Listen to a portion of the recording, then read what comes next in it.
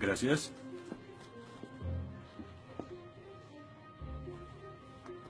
Disculpe, señor...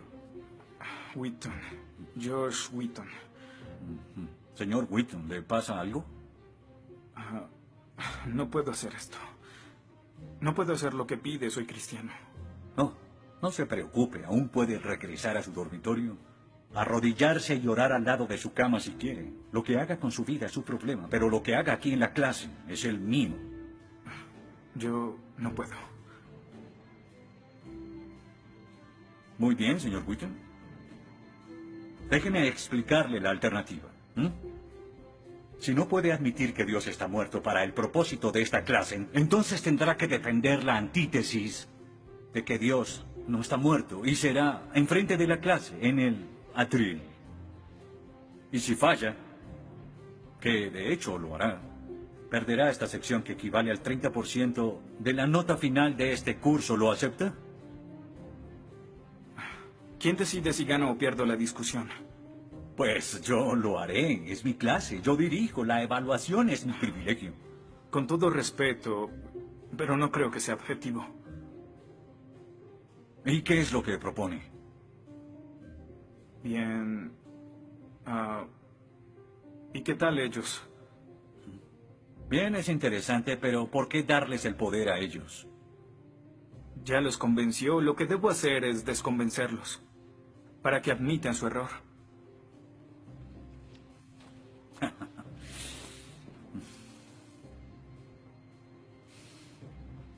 Bien. Señor Wheaton, tendrá 3 sesiones los últimos 20 minutos de las próximas 3 clases para que exponga su punto. Le prometo que haré las menores interrupciones posibles. Puede pedir lo que quiera en la clase, pero no le daré más tiempo. Los ateos dicen que nadie puede probar la existencia de Dios. Y tienen razón. Pero yo digo que nadie puede refutar que Dios existe.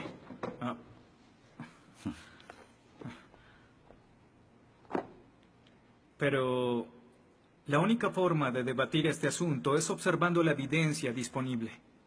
Y es lo que vamos a hacer. Pondremos a Dios en un juicio. Con el profesor Radisson como fiscal y yo como el abogado defensor. Y ustedes como el jurado. La mayoría de cosmólogos están de acuerdo con que el universo empezó hace 13.7 billones de años en un evento conocido como la Gran Explosión. Ahora, analicemos la descripción del físico ganador del premio Nobel Steven Weinberg de cómo habría sido la Gran Explosión y, ya que él es ateo, podemos estar seguros de que no hay ninguna inclinación religiosa en su descripción. Al principio, hubo una explosión y en 3 minutos, 98% de la materia que hay o habrá se produjo. El universo apareció. Por 2500 años, la mayoría de científicos estuvieron de acuerdo con Aristóteles, con la idea de que el universo siempre ha existido sin inicio o final. Pero la Biblia no está de acuerdo. En 1920, el astrónomo belga Georges Lemaitre, teísta, que de hecho... ¿Qué es un teísta? Un teísta es alguien que cree en la existencia de Dios. Dijo que todo el universo saltó a la existencia en 1/1000.000 de 1/1000.000 de segundo. De la nada, en un inimaginable destello de luz. Así es como esperaría que el universo respondiera si Dios hubiera dado la instrucción en Génesis 1:3 que exista la luz. En otras palabras, el origen del universo apareció como se esperaría después de leer Génesis y por 2500 años. La Biblia tiene razón y la ciencia está equivocada. Todo apunta a un Dios que lo creó, verán. En el mundo real no se ven cosas que se salgan de la nada, pero los ateos quieren hacer una excepción en esta regla. Específicamente en el universo y... Pero en su libro El espejismo de Dios, Richard Dawkins dice que si me dices que Dios creó el universo, entonces tengo el derecho a preguntar quién creó a Dios. La pregunta de Dawkins solo tiene sentido en términos de un Dios que ha sido creado. No tiene sentido en términos de un Dios no creado. que es la clase de Dios en el que creen, incluso dejando a Dios fuera de la ecuación, tengo el derecho de devolverle la pregunta al señor Dawkins y decir, si el universo te creó, ¿quién creó el universo? Ven, tanto teístas como ateos están agobiados por contestar la misma pregunta de cómo iniciaron las cosas. Lo que espero que entiendan de esto es que no hay que cometer suicidio intelectual para creer en un creador tras la creación, y en la medida que descarten a Dios, se verán obligados a encontrar una increíble explicación de cómo las cosas iniciaron.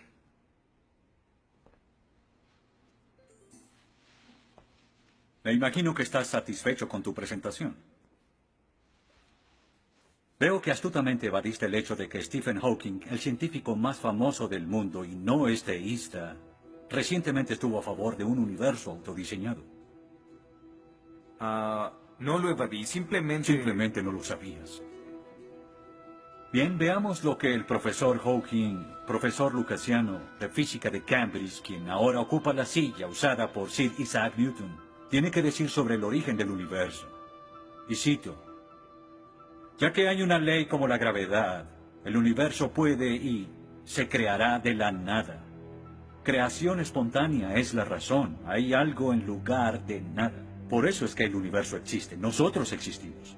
No es necesario invocar a Dios para tener al universo en movimiento. Final de la cita. Nunca ibas a mencionar su comentario, pero su opinión se mantiene. ¿Qué respondes?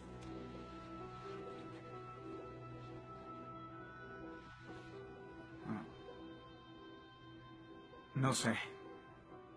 ¿No sabes?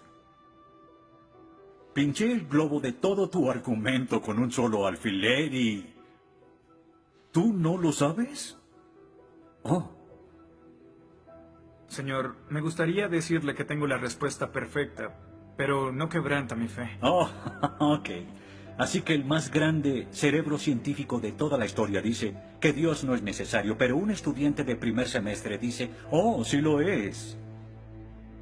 Wow, ¿sabes? Va a ser una decisión muy difícil. Pues estaré pendiente la próxima semana. Se acabó la clase. Gracias a una ley como la gravedad, el universo puede y se creará de la nada. Y para ser honesto, no sabía cómo refutarlo. Después de todo, es cierto que Hawking es un genio.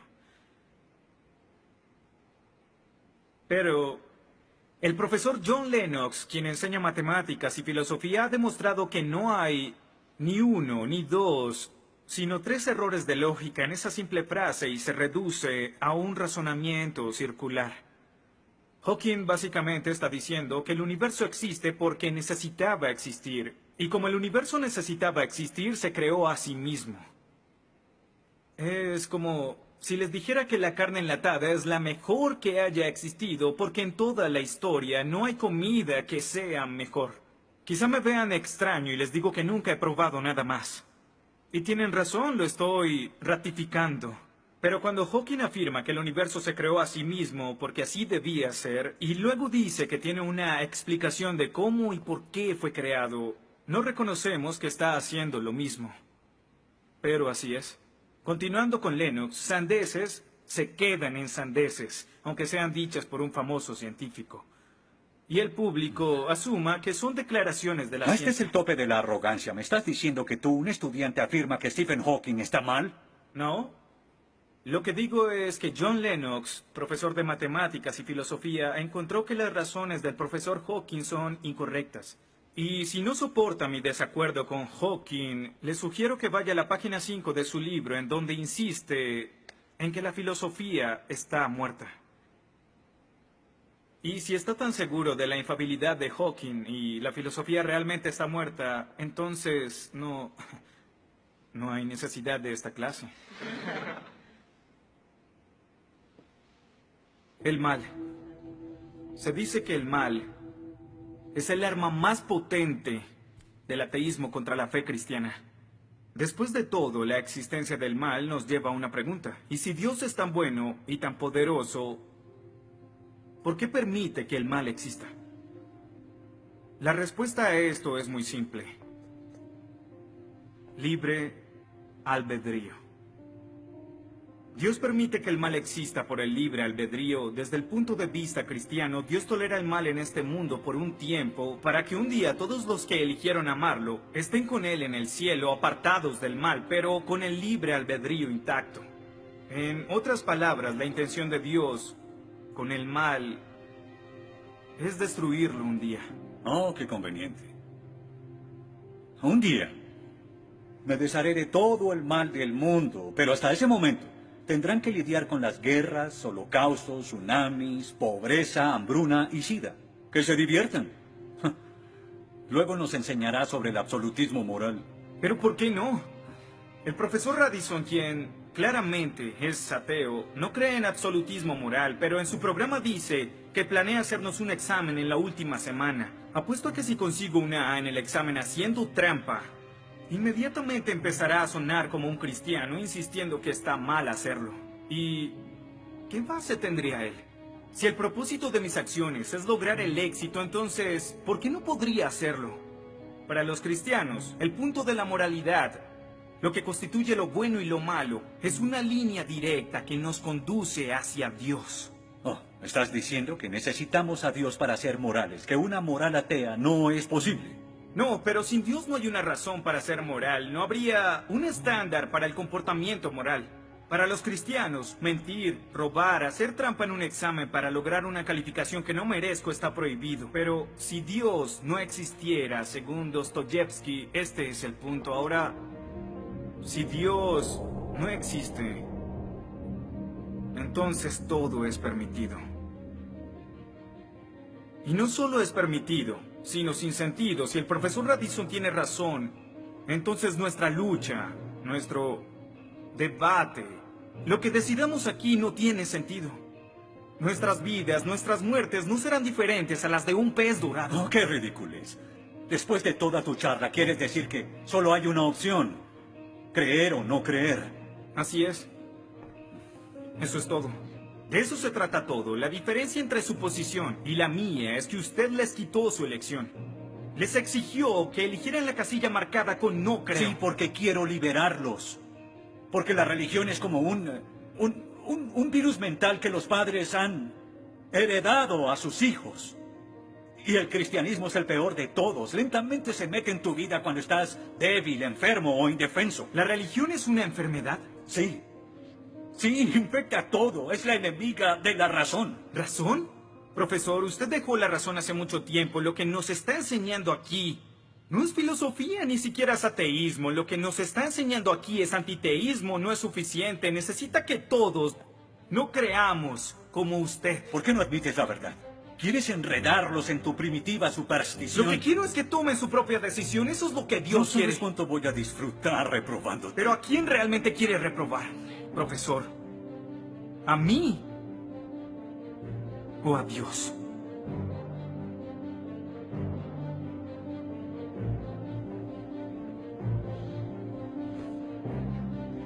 ¿Odia a Dios?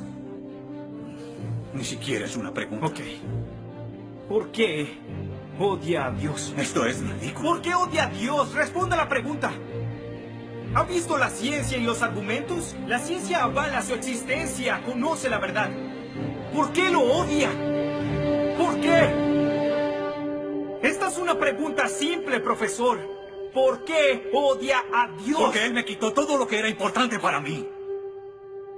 Sí, yo odio a Dios. Todo lo que siento por Él es odio.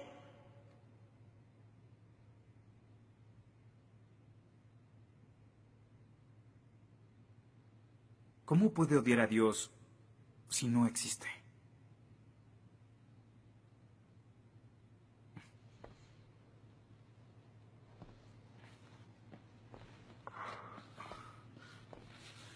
No probaste nada.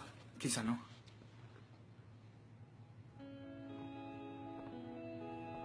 Ellos deben elegir.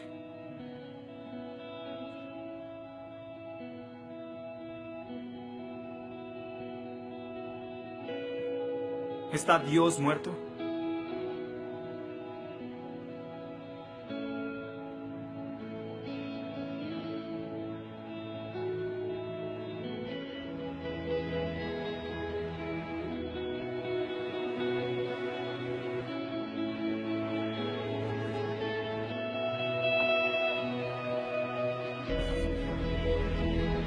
Dios no está muerto.